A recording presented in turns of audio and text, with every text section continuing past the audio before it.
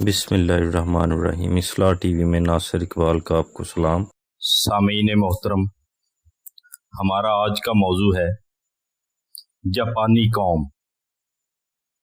سامعین کرام، ایک سروے کے مطابق جاپانی قوم دنیا کی بہترین قوموں میں سے ایک ہے۔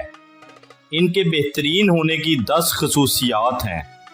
سب سے پہلی خوبی اس قوم کا محنتی ہونا ہے۔ ان کا ایک فرد سال میں 2450 گھنٹے کام کرتا ہے، جو کہ دوسری قوموں کے مقابلے میں 5 گنا زیادہ ہے۔ ان میں شروع سے ہی محنت کرنے کا مزاج پایا جاتا ہے۔ جاپان میں محنت کرنے والے کو عزت کی نگاہ سے دیکھا جاتا ہے۔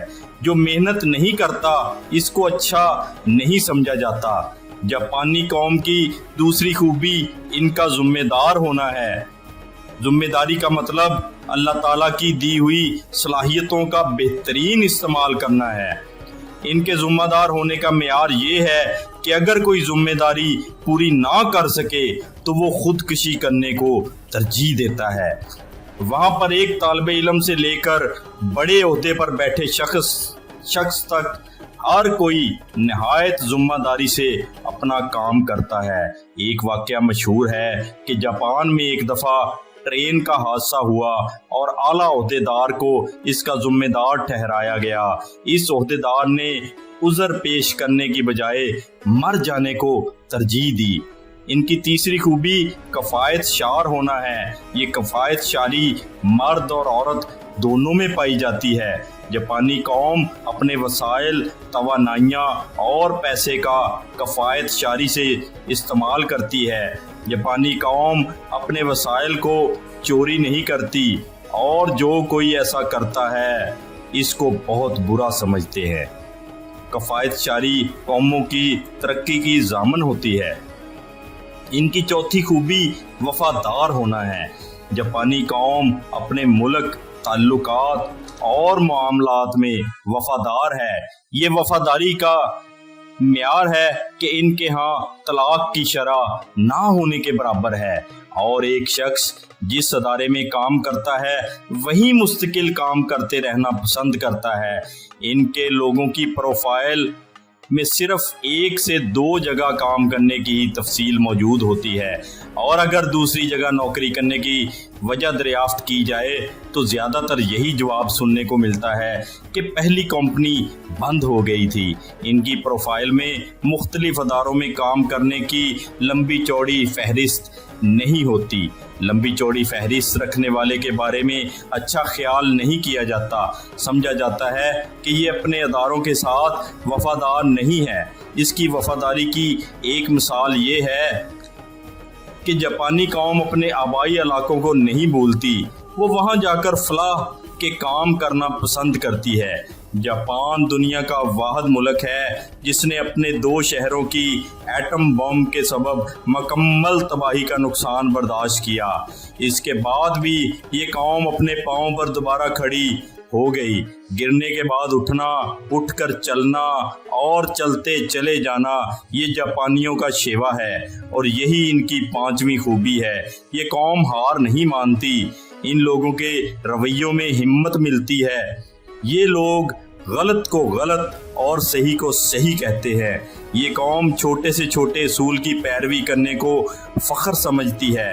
ان کے ہاں کوئی باس، کوئی طاقتور یا بڑے شخص کا دوست نہیں ہوتا، سب کام کر کے دوست ہوتے ہیں۔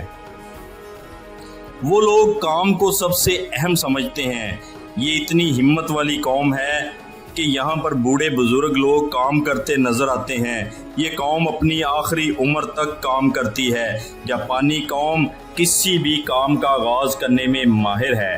ان کی محنت و ہمت کی مثال یہ ہے کہ 40 کی دہائی میں ان پر ایٹم بم گرائے گئے، اور 60 کی دہائی میں جس چیز پر میڈ ان جاپان لکھا ہوتا تھا اسی کو سب سے بہترین مانا جاتا۔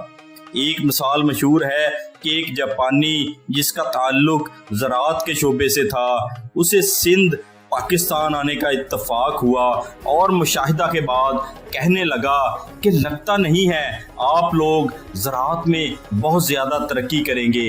اس سے وجہ پوچھی گئی تو کہنے لگا آپ لوگوں میں کام کرنے کا شوق نہیں ہے، آپ لوگ صرف کمانے کے لیے کام کرتے ہیں، کام سے محبت نہیں کرتے۔ یہ حقیقت ہے کہ جو قوم اپنے کام بڑی محبت سے کرتی ہے وہی قوم ترقی کرتی ہے۔ ان کی خوبی یہ ہے کہ جاپانیوں میں تجسس کی خواہش بہت زیادہ پائی جاتی ہے۔ جاپان کا شمار دنیا کے ان ممالک میں ہوتا ہے جہاں بہت زیادہ تحقیق ہوتی ہے، تحقیق کو بہت زیادہ پروموٹ کیا جاتا ہے، تحقیق گورنمنٹ کی ترجیحات میں شامل ہے۔ جاپان میں تحقیق کرنے والے کو عزت دی جاتی ہے۔ آج جو دنیا میں ہمیں ترقی کرتے خوبصورت نظر آ رہی ہے، اس میں تحقیق کرنے والوں کا بہت بڑا کردار ہے۔ اگر تحقیق کرنے والے نہ ہوں تو شاید دنیا اتنی خوبصورت نہ ہو۔ ترقی میں تحقیق نہایت اہم کردار ادا کرتی ہے۔ اس قوم کی 7ویں خوبی کتابیں پڑھنا ہے۔ دنیا میں سب سے زیادہ رسائل، جرائد اور کتابیں پڑھنے والی جاپانی قوم ہے۔ جاپانی قوم انگلش زبان کو زیادہ پسند نہیں کرتی، یہ اپنی زبان میں پڑھنا پسند کرتی ہے اور علم اپنی زبان کے ذریعے ہی آتا ہے۔ جن قوموں نے بھی دنیا میں ترقی کی ہے وہ اپنی قومی زبان ہی کی بدولت کی ہے۔ کہا جاتا ہے کہ جو ریڈر پڑھنے والا ہوتا ہے وہی لیڈر رہنما ہوتا ہے۔ اسی طرح جس قوم میں پڑھنے کا رجحان ہوتا ہے وہی اس دنیا میں حکمرانی کرتی ہے۔ ان کی 8ویں خوبی یہ ہے کہ یہ گروپس اور ٹیم میں کام کرتے ہیں۔ جاپانی قوم بہت منظم انداز میں کام کرتے ہیں، یہ ٹیم بناتے ہیں اور سب کو ساتھ لے کر چلتے ہیں۔ ان کے ہاں حکومتی سطح پر بھی بنائے جانے والے منصوبے، ٹیم اور گروپس بڑے منظم انداز میں شروع کرتے ہیں۔ اگر حکومت تبدیل بھی ہو جائے تو اگلی حکومت وہ منصوبہ مکمل کرتی ہے۔ جب ٹیم بلڈنگ اور منصوبہ بندی ہو تو پھر ایک حکومت دوسری حکومت کے کاموں کو سپورٹ کرتی ہے۔ کام حکومت چلانے کے لیے نہیں ہوتا بلکہ ملک چلانے کے لیے ہوتا ہے۔ جب ملک ترجیح اول ہو تو پھر چاہے کوئی بھی حکومت آ جائے ٹیم اپنا کام کرتی رہتی ہے۔ ان کی 9ویں خوبی یہ ہے کہ جاپان میں بچپن ہی سے بچوں کو ان کے پاؤں پر کھڑا ہونا سکھایا جاتا ہے۔ بچوں میں ذمہ داری قبول کرنے کی عادت ڈالی جاتی ہے۔ جبکہ ہمارے ہاں بچے جوان بھی ہو جائیں تو ان کے کام والدین کر رہے ہوتے ہیں۔ جن بچوں میں ذمہ داری قبول کرنے کا مزاج نہ ہو وہ زیادہ کامیاب نہیں ہوتے۔ جس قوم کے بچوں میں بچپن سے ہی اپنے پاؤں پر کھڑا ہونے کا مزاج ہو تو وہ ملک اور اس کے ادارے اپنے پاؤں پر کھڑے ہوتے ہیں اور کامیاب ہوتے ہیں۔ ان کی 10ویں خوبی یہ ہے کہ جاپانی قوم اپنی ثقافت کو بہت اہمیت دیتی ہے۔ ثقافت ان کی ترجیحات میں شامل ہے۔ ثقافت انسان میں تحریک پیدا کرتی ہے۔ جاپانی قوم دوسروں کے ساتھ اپنا موازنہ نہیں کرتی اور نہ ہی دوسروں سے مرغوب ہوتی ہے۔ انہیں اپنی ثقافت پر ناز ہے۔ انہوں نے ثقافت کو اپنے نصاب میں شامل کر رکھا ہے۔ ثقافت میں اخلاقیات، روایت اور تاریخ شامل ہے۔ کسی بھی قوم کی ترقی میں ان کا اہم کردار ہوتا ہے۔ جن قوموں کو اپنی ثقافت پر ناز ہوتا ہے وہی قومیں عروج حاصل کرتی ہیں۔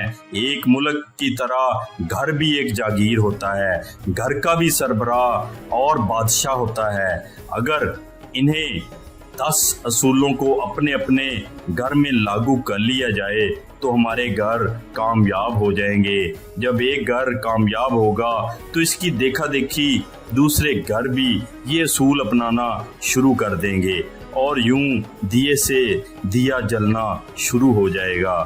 جس طرح ایٹم بم ہماری بقا ہے اسی طرح کردار بھی ہماری بقا ہے۔ کردار پیدا کرنے میں ان کے 10 اصولوں کا نہایت اہم کردار ہے۔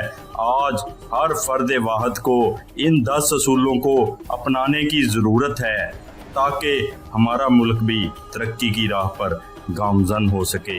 اپنا اور اپنے ارد گرد لوگوں کا بہت سا خیال رکھیے گا، اس دعا کے ساتھ کہ اے اللہ हमारे काम हमारे लिए आसान फरमा दीजिए, और है मालिक कायनात, मुझे अपने बंदों की भलाई के लिए चुन लीजिए।